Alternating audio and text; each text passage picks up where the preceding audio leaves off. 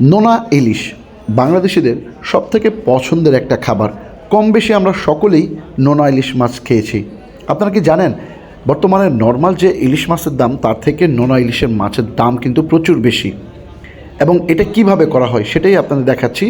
আমরা এখন বর্তমানে চাঁদপুর বাজারে এসেছি, ইলিশ বাজার বা পাইকারি মাছের আড়ত যেখানে।